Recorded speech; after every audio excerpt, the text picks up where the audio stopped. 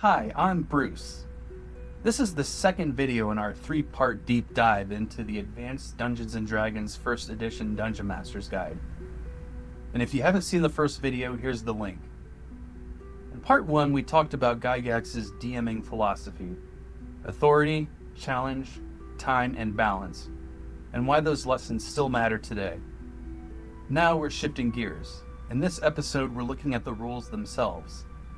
The mechanics from the 1st edition DMG that still echo in modern D&D, and the surprising reasons they were written the way that they were. Some of these mechanics have lasted for over 40 years with barely a tweak. Others were forged in the chaos of convention play or hammered into shape so tournament DMs could score games consistently. Some were born from legal maneuvering and the business side of TSR. The point is, every rule in the DMG has a story, and understanding those stories will make you a better DM no matter which edition you play. In the late 1970s, D&D was exploding in popularity. Conventions like Gen Con and Origins were running D&D tournaments, competitive adventures where groups tried to earn the highest score in a set amount of time. The problem? Original D&D was a loose framework, and every table had house rules. Initiative, surprise, spell effects, you name it, every DM handled it differently. That chaos might be fine at home, but in a tournament it was a nightmare. Players could walk out of one round and into another, only to find the rules had completely changed. Scoring became inconsistent, and debates over rulings ate up precious time. Gygax's solution was Advanced Dungeons & Dragons, a single official rule set that every tournament would use. The 1st edition DMG locked in detailed procedures for combat, casting times, initiative segments, and encounter design. By codifying the process, Gygax gave DMs a consistent baseline. If you ran the game at Gen Con or in your friend's basement, the order of battle and the handling of spells would be the same. Uniformity wasn't about killing creativity. It was about making sure that when competition was on the line, everyone was playing the same game. And those clear, structured systems have rippled forward into every edition since. Behind the rules of AD&D was a very practical business decision. In the early days, original D&D was co-created by Gary Gygax and Dave Arneson.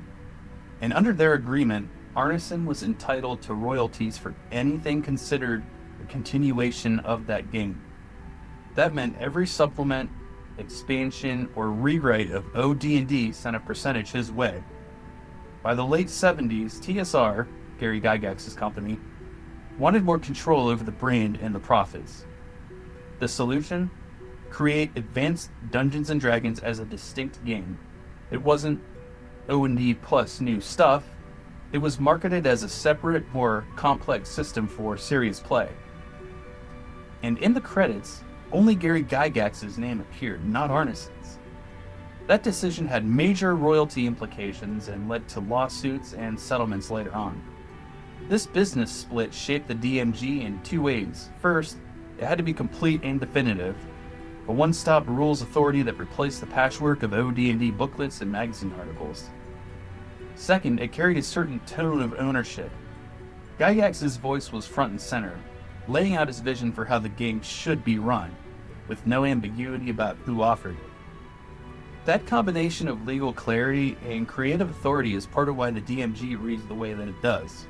Some of the rules first codified in the 1st edition Dungeon Master's Guide have never gone away, they've just been refined. Treasure tables are a prime example. In 1st edition, the DMG provided exhaustive charts for generating loot. Coin types, gem values, art objects, magic items. The exact tables may have changed, but the idea of randomized treasure generation still exists in every modern DMG. Procedural dungeon generation was another innovation. Appendix A gave DMs a way to build a dungeon on the fly using dice rolls for corridors, rooms, features. This system was the ancestor of countless random dungeon generators used in tabletop games and even video games today. And magic item creation rules. How to make them, how long it takes, and what it costs set the standard for later editions. Even 5e's downtime crafting rules trace back to these early guidelines. These mechanics endure because they work. They give structure while still leaving room for creativity, and they're a big reason the first edition Dungeon Master's Guide remains a touchstone for game design. Then there's initiative. In first edition, it wasn't just roll once, highest goes first. The system factored in casting times, weapon speed, and even the length of a weapon. That's how detailed it got. Segments within a round determined exactly when actions happened. Complex? Yeah. But in a tournament setting, it ensured precision and fairness, with clear procedures that eliminated table-to-table variation. AD&D formalized the three core books approach: the Player's Handbook, the Monster Manual, and the Dungeon Master Guide. Each had a specific role. The Player's Handbook gave players everything they needed to make and run characters. The Monster Manual listed monsters, but without tactics or secret abilities spelled out in a player-facing material. And the DMG was the true rule authority, containing magic item creation, trap mechanics, encounter generation, and the full stats for magic items. This deliberate separation created a kind of gatekeeping of information.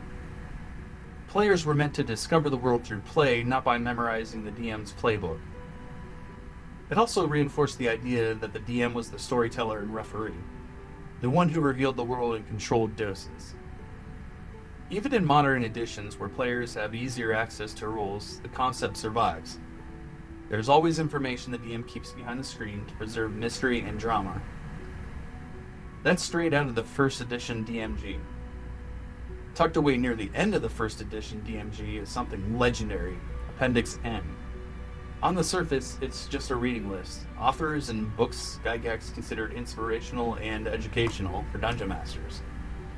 But if you look closer, it's the Rosetta Stone of D&D's quirks. Take Ancient Magic, the memorize, cast, and forget spell system. That's straight out of Jack Mance's Dying Earth stories. The alignment axis of law versus chaos? You'll find it in Paul Anderson's 3 Hearts and 3 Lions.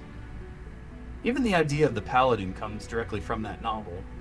Appendix N is steeped in pulp fantasy, sword and sorcery, and weird fiction.